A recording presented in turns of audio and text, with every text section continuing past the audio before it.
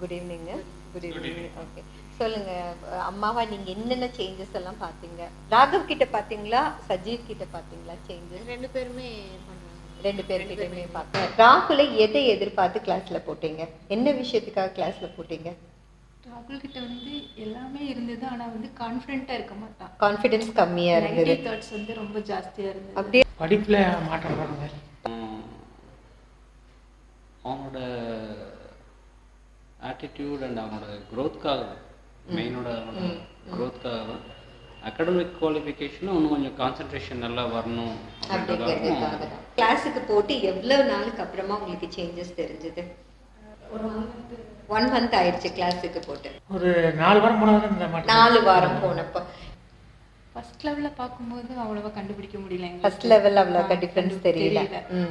இப்போ second level போனதுக்கு அப்புறம் பாக்கும்போது நல்லாவே சேஞ்சஸ் தெரிஞ்சது. ஓகே, சோ என்ன மாதிரியான சேஞ்சஸ் அப்படிங்கறத விட அவங்க ஆக்டிவிட்டீஸ் பண்ணும்போது வந்து பாத்தீங்கன்னா ரொம்ப அது ஒரு மேஜிக் மாதிரி இருக்குங்க.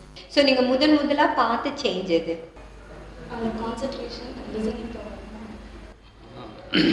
அந்த ஆட்டிடியூட் வந்து ஆட்டிடியூட் சேஞ்ச் இருக்கு. அதுக்கப்புறம் மேடம் அவங்க மதர் சொன்ன மாதிரி லிசனிங் ஸ்கில் வந்து இம்ப்ரூவ் ஆயிருக்கு. லிசனிங் ஸ்கில் ஓகே இம்ப்ரூவ் ஆயிருக்கு. அதே மாதிரி ஒரு டெசிஷன் எடுக்கிறதுல ஓகே, அந்த டிசிஷன் மேக்கிங் வந்து பக்காவா இருக்கு. ஓகே ஓகே, அவனால பண்ண முடியும். ஆனா வந்து தோத்துருவோம்னே ஃபீல், அந்த ஒரு ஃபீல் இருந்தது அவங்க கிட்ட. கான்ஃபிடன்ஸ் கம்மியா இருந்தது.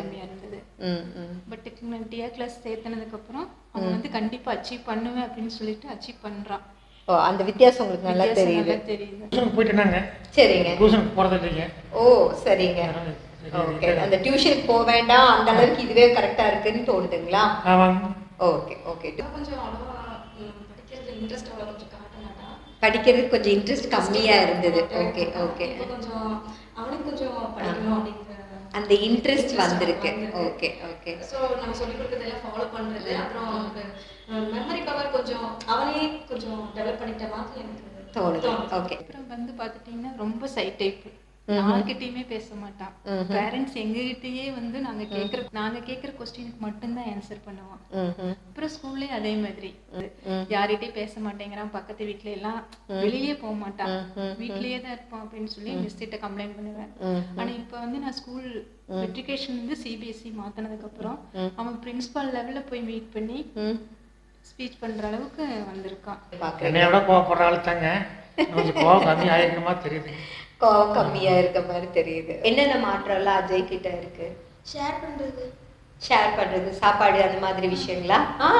அதுக்கு முன்னாடி ஷேரிங் பிடிக்காதா? Very honest answer. ஸ்கூல்ல நடக்கிற எல்லா காம்படிஷன்லயும் கலந்துட்டு செல்ஃப் கான்ஃபிடன்ஸ்லயே ப்ராப்ளம் இருந்த குழந்தை காம்படிஷன்ல பார்ட்டிசிபேட் பண்ற அளவுக்கு போறான். பிஹேவியர் சைடுல சொல்லுங்க. பிஹேவியர் அவன் கொஞ்சம் விளையாட்டுத்தனமா தான் இருப்பான். Okay okay. இப்போ அதுல இருந்து கொஞ்சம் மெச்சூரிட்டியா இருக்கு. ஓகே, விளையாட்டுத்தனத்துல இருந்து அந்த மெச்சூர்டா இருக்கிற மாதிரி நீங்க ஃபீல் பண்றீங்க. படிப்பு பத்தி சொல்லுங்களேன். படிப்பு வந்து ஃபர்ஸ்ட் இப்போ நாங்க மெட்ரிகுலேஷன் வந்து சிபிஎஸ்சி மாத்தும் போது அவன் கஷ்டப்படுவான்னு ஃபீல் பண்ணி தான் நாங்க டிஏ கிளாஸுக்கு சேர்த்தனோம். இப்போ பார்த்துட்டு அவனால எல்லாமே 90% மேல தான் எடுக்கிறான். இன்னைக்கு படிப்பா, நாளைக்கு எக்ஸாம் எழுதினோடனே அந்த சப்ஜெக்ட் அவனுக்கு மறந்துடும். நெக்ஸ்ட் டைம் எடுக்கும்போது பார்த்துட்டிங்கன்னா ஃபர்ஸ்ட் இருந்து தான் அவன் படிப்பான். எப்படியா ராகு? Okay okay. ஆனா இப்போ பார்த்துட்டிங்கன்னா அவனுக்கு 1 month 2 months ஒன்ஸ் படிச்சுட்டா போதும். 3 months கழிச்சு எக்ஸாம்னா கூட அவன் நல்லா பண்ணிடுறான். ஜஸ்ட் ஒரு டைம் பார்ப்பான், பார்த்துட்டு அப்புறம் பண்ணிடுறான். ஏன்னா கிளாஸஸ்ல வந்து இந்த பிளேயிங் ஜாஸ்தி இருக்கும். இப்போ வந்து சமத்தா இருக்கிறான். இவன் வந்து இந்த மானிட்டரா, லீடர். நல்லா இருக்கா அவனுக்கு listening skill? Okay, very good. ஒரு 4th standard பையன் போல்டா சொல்றதே எனக்கு பெரிய விஷயமா இருக்கு. ஓகே, இந்த டியா மாதிரியான வகுப்புகள் நம்ம சமுதாயத்துக்கு தேவையா? கம்பல்சரி தேவை, கண்டிப்பா தேவை. எதுக்காகன்னு சொல்லுங்க. நிறைய பார்த்தீங்கன்னா இப்போ நிறைய சினிமா அந்த மாதிரி நிறைய வந்து என்டர்டெயின்மெண்ட்ல நிறைய கவனம் போயிடுச்சு குழந்தைங்களுக்கு.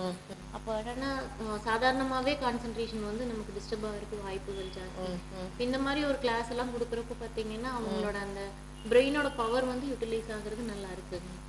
ஓகே, ஸோ அதனால நெக்ஸ்ட் ஜென்ரேஷனுக்கு அவசியம் தேவைங்க.